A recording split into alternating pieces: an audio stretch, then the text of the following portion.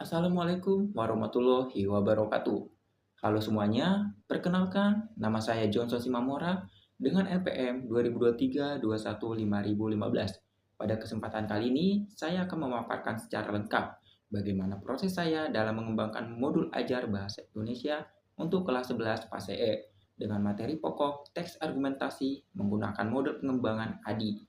Pada kesempatan kali ini, saya akan menjelaskan langkah-langkah mulai dari analisis kebutuhan, perancangan modul, pengembangan isi, dan media, kemudian implementasi atau uji coba hingga tahap evaluasi. Model ADI ini saya pilih karena merupakan model pengembangan instruksional yang paling sistematis dan memberikan panduan yang lengkap jelas dalam menyusun bahan ajar. Sehingga proses yang saya lakukan tidak hanya menghasilkan modul, tetapi modul yang berdasarkan kebutuhan siswa, selaras dengan kurikulum, serta efektif dalam membantu pembelajaran. Mari kita masuk ke tahap pertama, yaitu analisis. Tahap pertama, analisis. Saya mulai dengan melihat kebutuhan siswa dan konteks pembelajaran teks argumentasi di kelas 11. Hal pertama yang saya lakukan adalah menganalisis kebutuhan peserta didik. Saya menemukan bahwa banyak siswa yang masih, pertama, bingung membedakan antara opini, argumen, dan bukti. Yang kedua, memberikan alasan tanpa dukungan data, sehingga argumennya menjadi lemah. Ketiga, kurang mampu mengorganisasi argumen secara runtut.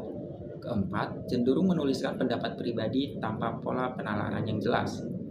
Masalah-masalah ini menunjukkan bahwa siswa membutuhkan bahan ajar yang tidak hanya menjelaskan teori, tetapi memberikan contoh konkret, latihan bertahap, dan instruksi jelas tentang bagaimana membangun argumen yang logis dan berbasis bukti.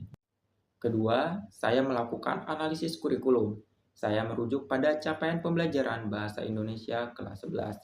Capaian pembelajaran menyatakan bahwa siswa harus mampu, pertama, menganalisis, mengevaluasi, menyusun, serta memproduksi teks argumentasi yang logis dan kritis.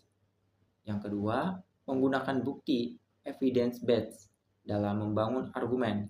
Yang ketiga, menulis teks dengan struktur tesis, argumen, dan penegasan ulang. Yang keempat, menunjukkan kemampuan bernalar dalam membangun argumen yang koheren.